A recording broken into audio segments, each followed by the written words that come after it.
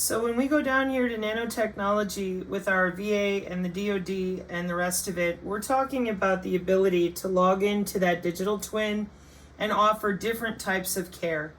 That's why I'm so frustrated with those of you out there that are not communicating properly to the people whose backs you're standing on. You're not standing on their shoulders.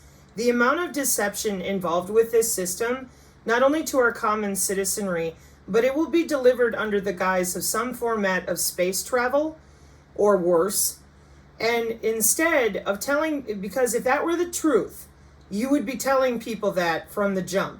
All of these systems have been developed off the backs of medical experimentation on our own citizenry. And nobody's talking about it. They bury it, and then they lie again to the next generation, and nobody is ever held accountable. What we've got, what they call a breakaway civilization, is actually our own inability to bring legitimate adult dialogue and communication to tissue regeneration and engineering, wireless tissue engineering, which is what I'm going to finish up with. And your sweat and interstitial fluids are in here somewhere. That's why I'm going slower to try to find them. Because this is all about the different ways that we're watching the pressure on the insides of your veins and arteries. None of this is new. All of this has been fleshed out. All of this has been being developed on the back end. That's why they know 20 years of nano.gov and the DARPA RX program, that'll scare the pants off you, trust me. So we've got GOTS and COTS, commercial off the shelf, government off the shelf, biomaterials, biocompatibility, nanocomposites, and you're still out there telling people that it's a damn bioweapon. This is the HDIAC. This is the DoD, like I said, from 2 years ago. We're using this technology to help our soldiers out in the field. We're using this technology on everything in our city structure for everything that is real. Our children that are in college today, this is what they're learning about. But you're continuing to lie to people in every community I find, scaring the crap out of them about they're coming for your guns, when that's not even the warfare doctrine or what we're dealing with for wound care and management. Would you please grow up? Tell you, it doesn't get any easier because I'm always the one that gets screamed at when people find out about this. They blame me, and I'm tired of that. You fucking tested on me in utero, and all I did was figure it out because you wouldn't stop firing signals, and I'm like, what the hell is going on? And nobody had any answers. So we got a college textbook. Thought that would be a better way to help people understand. There you go. Sweat and interstitial fluid. Micro nanosensors make it possible. Yeah. And graphene is becoming a very popular substrate 2 years ago. HDIAC. Here. We see this a lot in diabetes care with glucose monitoring. And they actually use this technology to develop a device called LUMI, which monitors oxygen in tissues that have been compromised from peripheral artery disease or chronic wounds. And it's actually been CE marked for use in Europe, and it's currently under investigational use by the FDA. Another company I want to talk about is Legionarius. They've developed these smart garments that are loaded with biosensors, and they actually can alert medical personnel remotely to where the injury has occurred in the warfighter, and can even apply compression to the area of injury, right, to control hemorrhage without a person actually being there. So one of those ways to extend. How's that possible? Haptic gear. How is the haptic gear using a sensor to tell where the hemorrhage is on the inside? The exact same way you use your Fitbit.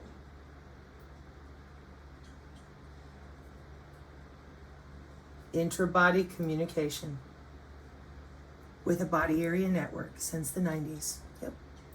And a digital twin for 50 years with our own Pentagon, who knows exactly what they're doing with NVIDIA. Yeah. And modeling software that is as easy to prove as the following. WBAN, Omnet, 8 years of this crap over and over and over and over and over and over. Let's see if I can get it to work, shall we?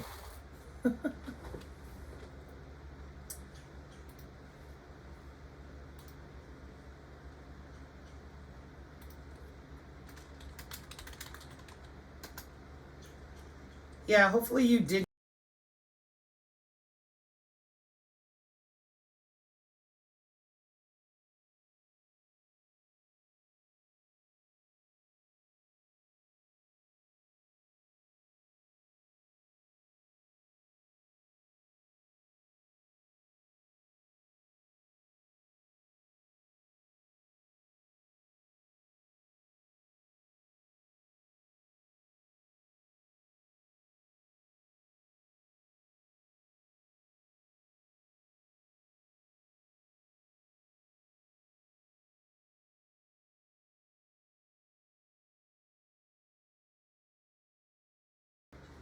I know you're out there, and I know you know where I am.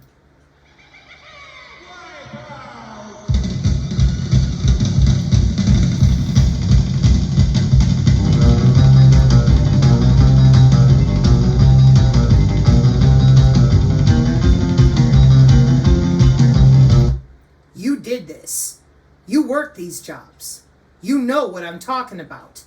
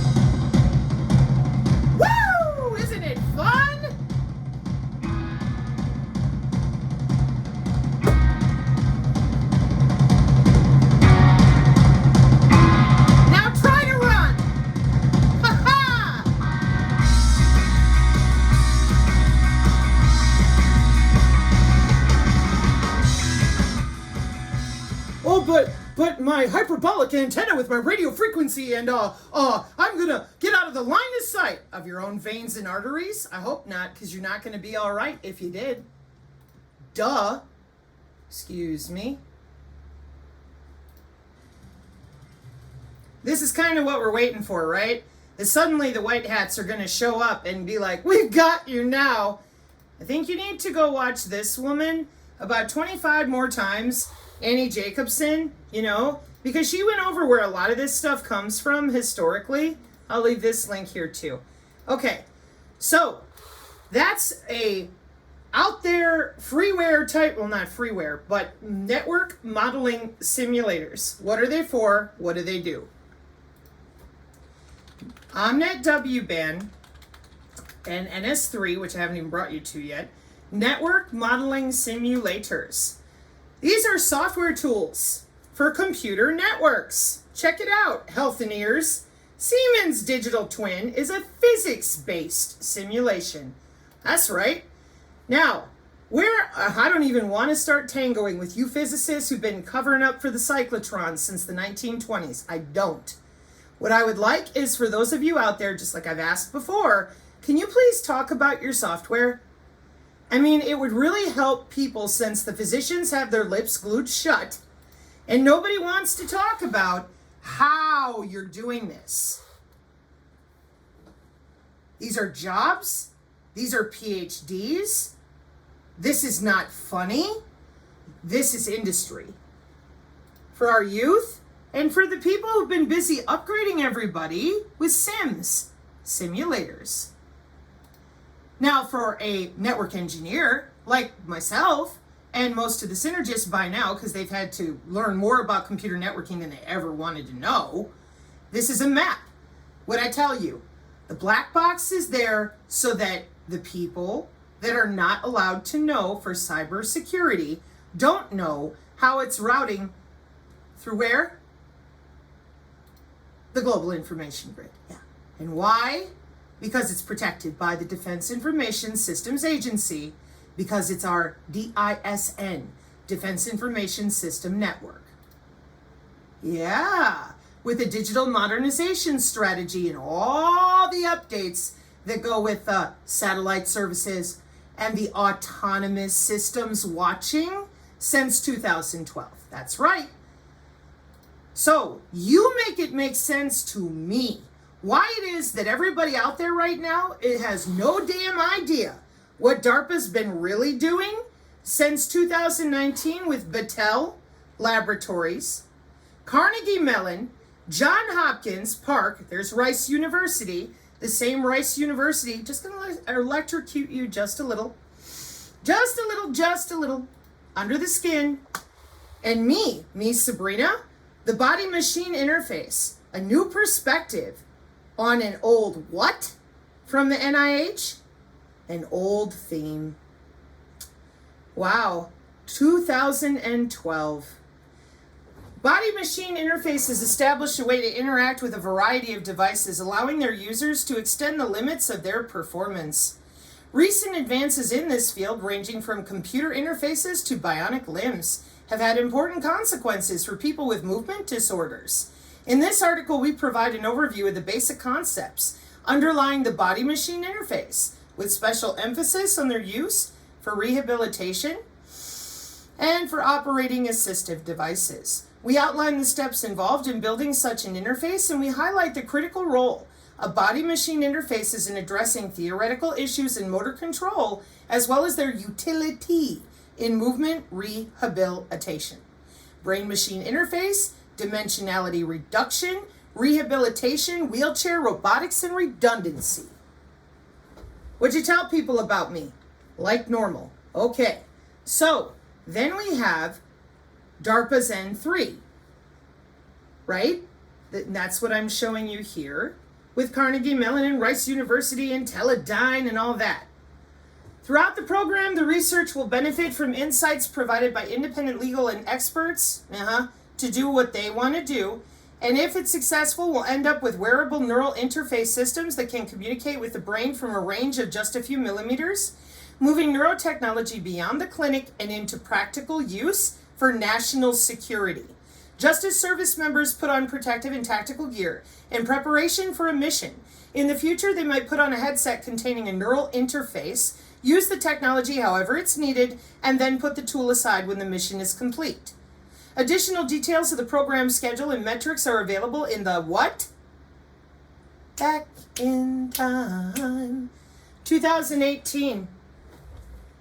Now, you're going to tell me, like normal, that the medical community that's so damn clueless had no idea. Well, that's interesting. We're back here at their same medical design briefs to talk about the injectable, bi-directional, full duplex brain-computer interface.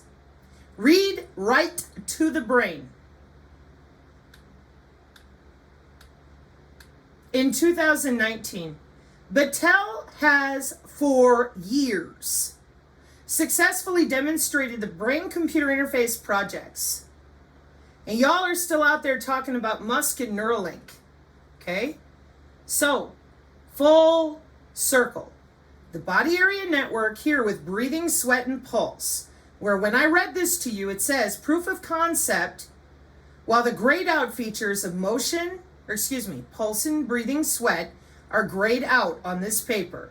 And the white paper wars with you people that keep looking for little ways to distract people, I'm cutting you off at every turn because I want people to understand that this is in use by the very people they're depending on to save their ass. Whether it's from China or whatever, if you keep lying to them and telling them the aliens and holography and all that, They can't even help the people that might want to help them locally. So no, the breathing, this is not a maybe and they don't know and it's still, proof of concept. This is just one out of many, many, many, many papers harnessing the power of the digital twin. And our DoD HDIAC is just fine with DARPA RX and all these other programs. So this is an example of that digital nervous system. The FDA said go ahead and test against the digital twin. And we also have wireless drugging. So let's say that you've never had heroin before. Do you know what happens if it hits you? In the air. Because wireless on-demand drug delivery exploits acoustic waves, electric fields, magnetic fields, and electromagnetic radiation. And before you start screaming, I wish to point out, this is intra-body communication. Intra-body communication. What is it? Intra-body communication is the technology using the human body as a transmission medium for electrical signals. This would be the wireless through your skin. ResearchGate, intra-body communication. Well, don't I have to wear something on my arms? No, because your body is naturally electrical. Intra-body communication is a technology using the human body as a transmission medium for electrical signals. Compared with the short-distance wireless communication technologies, it has several novel characteristics. The modeling, simulation, and implement of intra-body communication are reviewed. When are we this time? 2013. Gee, I wonder, did the doctors know? Did the police know? It's national security, people. Of course they know. Now everybody needs to put on their big girl pants and their big boy pants, and let's all get to the table as actual intellectual people. Biomedical monitoring based on in the body communication. And once we pull on our big boy pants and our big girl pants and stop pretending, then we find out, oh yeah, it's telecommunications. It ain't no big deal. It's been around since the 90s for pacemakers and insulin pumps and the medical implant communication service. You highlight it, you look for it on the Google. I recommend the Wikipedia because it gives it to you in the first 2 paragraphs. The Federal Communications Commission, not the Illuminati, created the medical implant communication system for companies like Medtronic. When? 1999. Oh my, that makes perfect sense. The body area network being in use since 95, that Medtronic in 1999 would have the industrial, scientific, and medical bands available to them worldwide for pacemakers and insulin pumps. That one more time, they turned your body into the wire with human body communication. Why would they do that? Because it's hard to hack the data. The Sentient World simulation with Purdue University was handed off to the Global Information Grid. And then your Purdue University is right here in this paper with human body communication. In 2007, Vice President Dick Cheney ordered his doctors to disable all wireless signals to and from his internet-connected pacemaker. Cheney later said that the decision was motivated by his desire to prevent terrorists from being able to hack his pacemaker and use it to lethally shock his heart.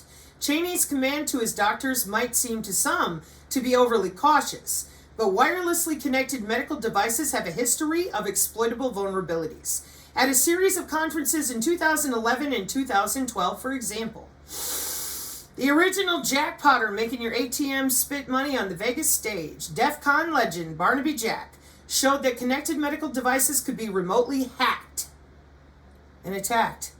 Jack used a high-gain antenna to capture the unencrypted electromagnetic signals transmitted by an insulin pump on a mannequin 90 meters away. Jack then used those signals to hack into the pump, the insulin pump, and adjust the level of insulin the pump delivered. He also hacked a pacemaker and made it deliver deadly electrical shocks. So, 8 years after those demonstrations, connected medical devices remain vulnerable. In June 2020, for example, the U.S. Department of Homeland Security recalled a model of connected insulin pumps The pumps were transmitting sensitive information without encryption. See how this becomes a problem for people using insulin pumps? Okay, so then when you read this article and scroll down, you're going to find enabling covert body area network using electroquasi-static human body communication. That high gain antenna that he's talking about, that's all the math that you also deny and screech and yell about because you don't want electrical engineers out there to be harassed by targeted individuals and people who are like, get this shit off of me. And you did not tell them about cyber biosecurity or biological surveillance. You told them nothing. Excuse me. I want my other pretty high gain antenna in the picture. Where'd you go?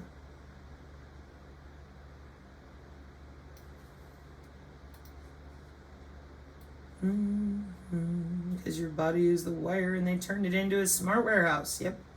Okay, hang on. Magnetic human body communication using electromagnetics. There we go. Here's my pretty picture. So, interbody coupling in electroquasi-static human body communication. Security and interference properties. What do you see? Well, in the electromagnetic region on the far right, you see attack device with antenna and some rando innocent human leaking their electromagnetic energy. And that antenna, because you've got this huge bubble around you that they can get into with the old radio frequency way of doing it, could hack into your medical devices. So in order to fix that, they took it from this big bubble of availability with radio frequency down to the level of human body signal. Human HBC is human body communication signal. See how the blue line is super tight to the skin? That's because it is your skin. The physical layer is conductive layers below the skin. Your body is the wire. Your body is the wire. Your body is what is transmitting the data. Binary, because your body is electrical. So, this article appears in the December 2020 issue to safeguard sensitive data. Turn flesh and tissue into a secure wireless channel. Why? Because your earbuds and your pacemakers and your embedded implantables for your health with medical devices like Medtronics are not going away. Oh, I don't even know. What's it most known for? Pacemakers, insulin pumps, and people who've had implants for different parts of their spine.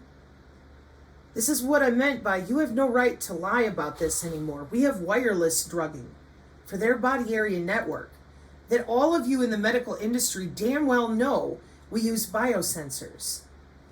And those of you in the wireless industry, you're even more guilty because you're the ones making the routes, screwing around with personalized algorithms.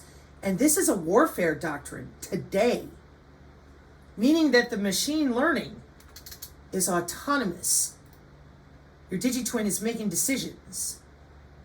And your AI here running itself, she's a weapon, regarded in the same way as a frickin' landmine. In our current manual of war, nice loophole, well done. Do they know anything about the ambush system you've been running on them for 20 years? While they pay your paychecks? Well, I don't want to hear it. You haven't done anything other than help yourselves augment as you planned according to your own schedule. Seg 3, good health and well-being. Okay, so this closes up my addendum to last night's autonomous corridor system. I am going to be back, just letting you know, you in particular, CDAO, so you're the ones I've argued with before. I will be back with these. Nobody asked, I'm just being appropriately polite, including cloaking mechanisms with anti-phase plasmonic satellite. I'm going for your photonics. I don't care if you believe in photons. You know I don't believe in your string theory. Okay, so that's going to be coming up. But this is where I'm going to end the corridor discussion for now. Okay.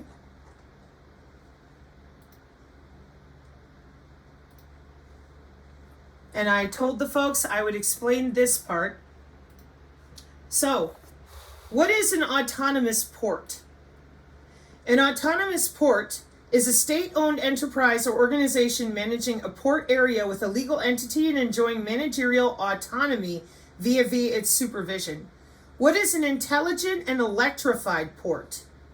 Machine to machine with radio access, tossing the signal back and forth networks, position as a service, situational awareness, port optimization, electrification of mobility, active digital twin, active radio frequency analytics. No humans. Maybe a few to manage some things. Don't need any other humans. What do we got? Integrated intelligent infrastructure for advanced services and autonomous systems with broadband, intelligent mobility, edge computing, intelligent sensors, and the smart grid. And there's your position, navigation, and timing. Intelligent, autonomous, and electrified ports. Port automation is driven on a digital twin baseline. Areas like ports are looking to increase efficiencies through new technologies today and add autonomous vehicles in the future. A digital twin can reside on platforms for coordinating various manned and autonomous systems like trucks, drones, shuttles, and robots. Now operations can work seamlessly and simply adopt new technologies and functionalities. Other use cases span from orchestration layers that unite autonomous tasks with business processes such as requesting, routing, or scheduling. The added automation to workflows increases efficiencies and overall cost effectiveness to facilitate management and operational insights. A port-wide digital twin could further enable automated inspection of facilities' operational and security viewports, multimodal optimizations, enhanced vision and asset insight, and resilient localization. The future of seaports are undergoing bold changes. Technology evolving this way means a more loop-inclined or circular approach rather than linear. Okay? Another Autonomy Institute electrified corridor system. That's right. So now, benefits of using autonomous fleets in small ports. The hype around autonomous fleets is growing, and it's not hard to see why. Smart ports are increasingly turning to the technology as a way of boosting efficiency, reducing environmental impact, and creating more opportunities for streamlined operations. Autonomous fleet technologies offer a range of potential benefits over traditional methods of port operation, from increased safety to improve cargo tracking, that are making them an ever more attractive option for transportation operations managers looking to stay ahead in an ever-changing industry. In this blog post, we will explore the various advantages of using autonomous fleets within smart ports, delving into exactly how they could revolutionize your operations. Overview of autonomous fleet technology in smart ports. As the world continues to advance in technology, the use of autonomous fleet technology is rapidly increasing in smart ports. One of the most popular areas of focus with this technology is that of autonomous trucks.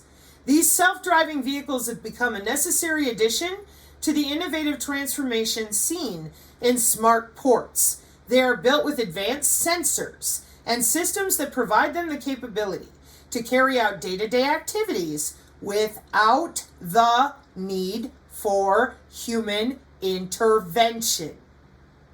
Machine-to-machine learning, or machine-to-machine for machine learning and AI. It teaches itself. Autonomous fleets have been widely adopted in smart terminal transformation to enhance the efficiency of operations and increase the overall, magic word, productivity of the port. Because the entire future economy is based on productivity. Are you faster than a robot? By offering a reliable, cost-effective, and highly efficient approach to container handling, autonomous fleet technology ensures that smart ports stay ahead of the game in this highly competitive industry. As our world becomes increasingly interconnected, the movement of goods across borders is a crucial component of modern commerce. One way to optimize this process is through smart port autonomous fleets, which utilize autonomous trucks to transport containers in and out of ports. Can't believe that thing is green. This revolutionary technology has many benefits, including increased safety and efficiency, reduced traffic congestion, and cost savings for businesses by removing the need for human drivers. By removing the need for human drivers, autonomous trucks can operate 24/7 without rest periods, leading to a quicker turnaround time and greater capacity. Smart port autonomous fleets represent a significant step forward in modern logistics and have the potential to revolutionize global supply chains for years to come. Wonderful. Isn't that wonderful? Oh, amazing. Did you tell them what the corridor systems are with autonomy? No. You told them I was a whack job. Thanks for that. That's so great that you still won't quit doing it. Given that, again, as a medical experiment survivor for that stupid DARPA N2.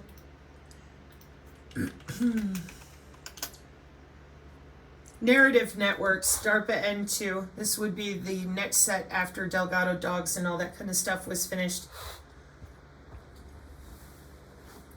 Why do people accept and act on certain kinds of information while dismissing others? Why are some narrative themes successful at building support for terrorism? What role can narratives play in causing and helping to treat PTSD? DARPA launched the Narrative Networks program to understand how narratives influence human cognition and behavior and apply those findings in international security contexts. The program aims to address the factors that contribute to radicalization, violent social mobilization, insurgency, and terrorism among foreign populations, and to support conflict prevention and resolution, effective communication, and innovative PTSD treatments. Narratives may consolidate memory, shape emotions, cue heuristics and biases in judgment, and influence group distinctions. To determine their influence on cognitive functions requires a working theory of narratives and understanding of what role they play in security contexts, and an examination of how to systematically analyze narratives and their psychological and neurobiological impact. Narrative Networks has 3 parallel tracks of R&D, develop quantitative analytic tools to study narratives and their effects on human behavior in security contexts, analyze the neurobiological impact of narratives on hormones. They're under the skin here. This is your biosurveillance. And on hormones and neurotransmitters, DARPA non-invasive N3, read right to the brain. What did they have before that? Passive sensing. Reward processing and emotion cognition interaction, and develop your models and simulations that I just got done showing you. Influence in social and environmental context. What does it say? What's it say? Develop sensors. Yeah, your biosensors. To determine their impact on individuals and groups and suggest doctrinal modifications. What's this about? Neural modulation. And if you're an N3, it's a nanolobotomy. They just remove your memory. What is neural modulation? I'll tell you what. Why don't you go find a biomedical engineer who's been to the Hyatt playing volleyball and ask them, say, hey, it says right here, because you're a biomedical engineer, that you can explain to me all about how they're modulating my body for national security. Because it's your job, and you know it. So it's time to talk about body area sensor networks and wireless health monitoring. Yeah, it's also time to talk about the following. Non-cooperative human activity recognition radar. Yeah, I think we need to talk about this because apparently you're not. See, NATO comes up in all these scholarly articles. Just click on the images. They need a line of sight. No, they don't. They're using PNT, position, navigation, and timing, and a deep model, maybe. But those are even worse if they're generative. We have an entire system set up in all the different ways that you move and you breathe, and all the features of you moving your hands around. Anything we want, aim and fire. Anything we want, aim and fire. Right there in your house. Just a little signal on the micro Doppler with data sets provided to them by the IEEE. So if I were in your shoes, radar automatic targeting recognition and non-cooperative recognition, target recognition, if I were you, I would immediately update my brain, and anybody who said MK Ultra, I'd say, hey, I got a TechMetric PDF for you. I think you need to start using the right terminology so you understand the changes coming up in the future. Okay? Let's start treating one another like we want to be treated. Did you enjoy being gaslit? Did ya? Was it fun to suffer the last 5 years of them permanently screaming bioweapon and lying about what they injected people with? The elements to comprise the biosensors that they use for all this sensing technology, for a bio-cyber interface they can log in and out of on your body. Did you enjoy it? Because I didn't. It's a bio-cyber interface that includes your transdermal patches with your wellness company and all these people and bioelectronics. So if they could talk about it to sell it to you, but they couldn't tell you how it works. That your body's connected to the cloud and that they're using molecular communication at the cellular level. Nope. Nope. They told you to fear China, be afraid, every 5 minutes it's a bioweapon. Meanwhile, engineering undergraduate degree at Cambridge is all about the Internet of Bio-Nano things, the very things that we're heading to the NanoCom conference finally. Now, to see what they've been talking about in Milan with Professor Jornet and Professor Achildes again, and I would appreciate it if we could actually continue the education. There are plenty of college classes out there to take on this. It's not a joke. I'm serious. And you out there who've been busy telling everybody ghost stories at the UFO circles, you need to sit down and get out of the way. Because you were lied to in order to prevent people from interrupting the biosensors in this deployment. It's already done. So we may as well talk about it and stop telling alien stories. Because that's what you're doing. It's what you were paid to do. I'm sorry. I really am. I know you all get mad at me with that, but it's how it is. You didn't tell the truth about how the physical hardware actually works. Well, we didn't understand. I understand that. I do. But that's not an excuse to continue running out there lying to people. How do you think I felt? I was part of when they were looking through bodies. I didn't even know that's what NMAPS was looking at in tandem.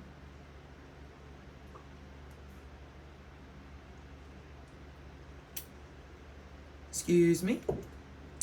So, we have to come back and talk about anisotropic light diffraction, phased array transducers, your smart dust, the aggregating of the integrated photonic circuits with artificial neural networks, and the end dimensions of your wireless sensor networks for your augmented selves. All right, so now we're going to close up in what I'm going to call the Timmer close. Perfect. Timmer is a guy on our channel. You can find him usually in the general chat in our Telegram. For those of you that watch me and you're like, Sabrina, I love you. Oh my gosh, yeah, I know I have to bring you this one too.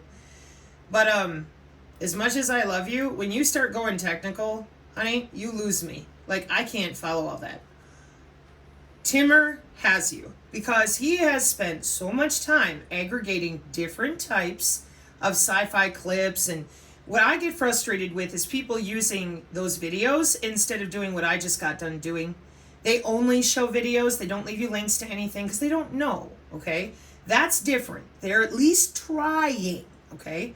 So Timmer, going through the internet, he's found a bunch of stuff in which he's like, oh man, this explains it perfectly because he understands a lot about the tech, but what he really is magical with, divinely so in my opinion, miraculous, is if you explain to him in our Synergy General chat, hey Timmer, here's what I don't get. Just give him the technical term. I will almost guarantee you he's going to respond with a link to something, and he'll tell you, watch this clip and this clip like in order, and you'll understand because that's what it actually does in the sci-fi, so you can see it, and then you can go back on your own timing, read the paper again, or watch the video clip from somewhere, Professor Jornet, again, and then your brain goes, oh, because when we see it in a movie, due to that acceptable, what is that called? That passive deniability thing or whatever, suspended disbelief. That you are able, your brain, to be like, okay, well, I can see how this could be, but it's not real. Then you have to fix your cognitive dissonance, which that's why I take such a stern tone often, because there's so many of you out there that just don't want to deal with this, and I understand. I do. But we're out of time. So please seek out Timmer if you seriously do not and have not known about anything I'm showing you, okay? Because the future is an AI corridor with self-driving trucks. It's all green and goofed up. For those of you that don't know, this is the movie Maximum Overdrive by a book that Stephen King wrote back in the 80s, 1986. We had the Laserdisc.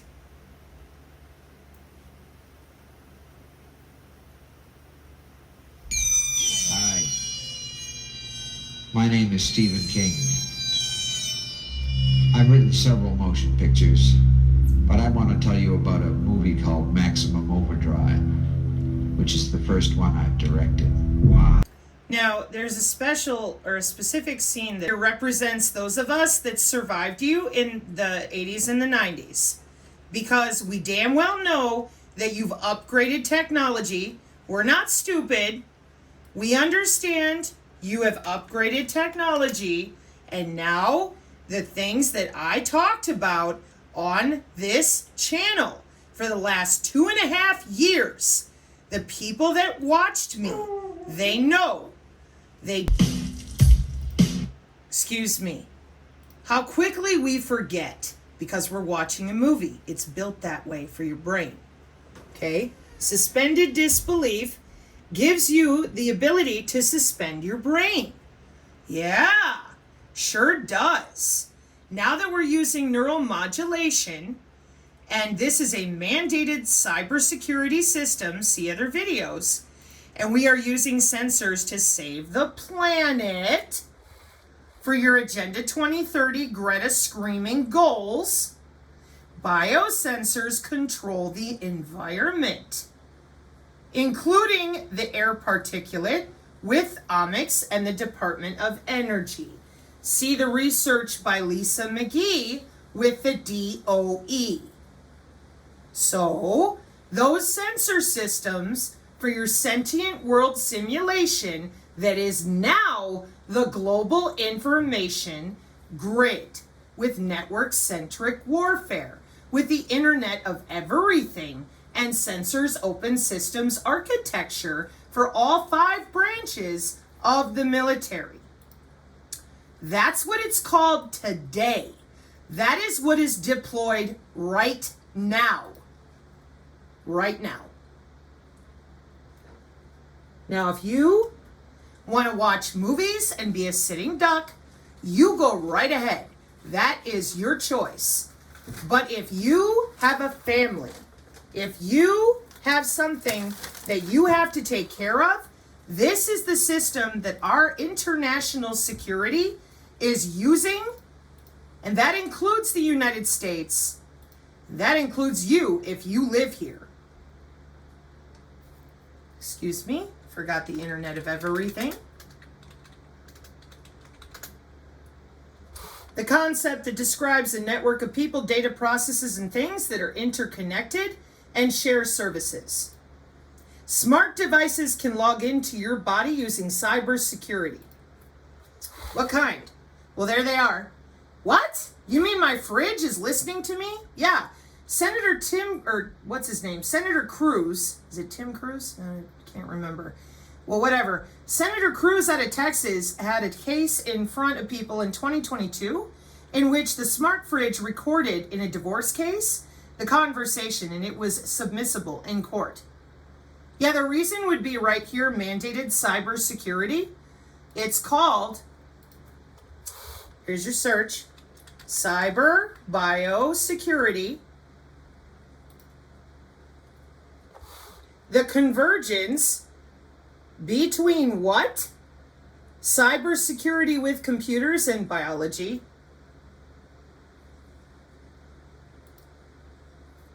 An emerging field at the intersection of cybersecurity and biosecurity. Next search, biosecurity, because we all know what cybersecurity is. You want yourself secure on the internet, but nobody told you that your body is on the internet. Now, biosecurity is a set of practices that prevent the spread of harmful organisms such as bacteria. How's that possible? Biosensors. And that's why these companies are using wireless drugging.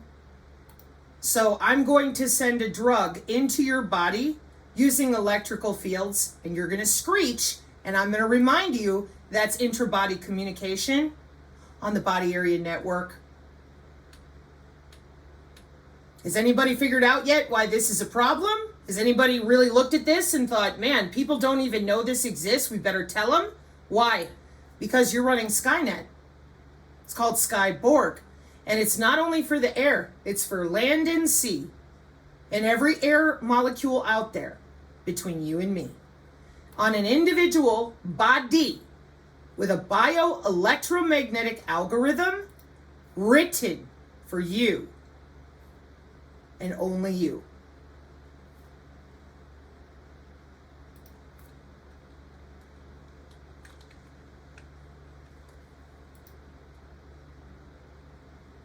With feature selection techniques and prediction models for bioinformatics, using your digital twin for your digital ID.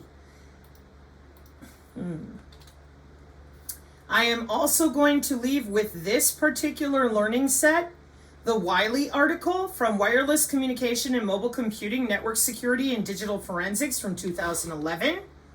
So there are no arguments amongst law enforcement individuals. This paper will help you.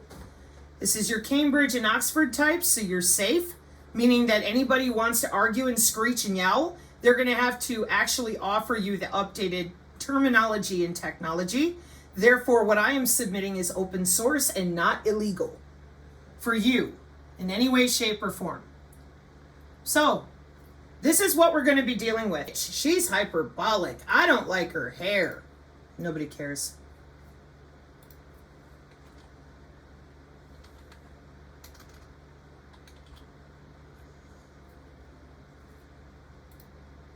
Your phone has all these different signals coming and going on cybersecurity layer 2. Adaptive system, biosignals from your body meet adaptive signals. Along with the feature values and the ability of those digital twins controlled by NIST, with backdoors only for the people that are way above your heads, so that locally, if they need to override you, they do. Which is why, when it comes to the hacking community and everybody else, you better start talking. Because you may think I'm being hyperbolic, but you've been living in a delusion, and they want the PURGE, which to me is putrid, pungent, and ridiculous, given that we made this stuff. For all of you young people that have lied about being decentralized, you owe people the truth before we have to endure what future for the youth they built for themselves, which is what you're staring at. And when you tell people that they're not going to have an actual digital ID and all this kind of garbage, you're ignoring the United Nations, the biodigital convergence, the graphene healthcare deployment on time for the United Nations, for our network-centric warfare system or system of systems, with the Internet of Everything, as defined by the appropriate ISO standards, and on and on and on we go. Sensor-based epidemiology, omics, biosensors, human augmentation. Now, you've been working on this for over 20 years, according to your own mouths. And this ain't again, there's no conspiracy. I have no maybes. I have endless market share and frameworks of convergence for the telecommunications industry in the provinces of science and technology. So I encourage you, whoever you are, leave the conspiracy circles. Just leave. Turn it off. Leave the UFO circles. They know what those things are. They're never going to tell you. They play with you. And start learning about the real anatomy and how that anatomy works with real physics, plasmonics, bioelectromagnetics, and stop listening to people tell you demon field, demon portal, religious fear, and start focusing on the fact that this did not have to be this way at all. At any time, all these people that have lied to you, they could have told you you're connected to the cloud by your own biology. It's called bioelectromagnetics. You used to call it the aura. It's called the human biofield on the NIH. And the reason that you're not allowed to talk about this electrical human anatomy in the following way is because ever since I've been alive, fake, jobs. In intelligence, surveillance, and reconnaissance, now with AI and machine learning. So stop calling it what it's not. Don't engage with arguments in which you're dealing with professionals who lie about FCC mandates, congressional FDA acts of Congress in relation to our national security. It's not appropriate. Please do not listen to people who tell you to get in your med bed. That's terahertz radiation. Please do not listen to people who tell you you can cleanse 60 years of electronic warfare or the current network-centric warfare doctrine. Please update yourself on brain-computer interface and how far along they really are. Because non-invasive N3 ain't going away. It's upgrading every day. Mark 5:36, amen.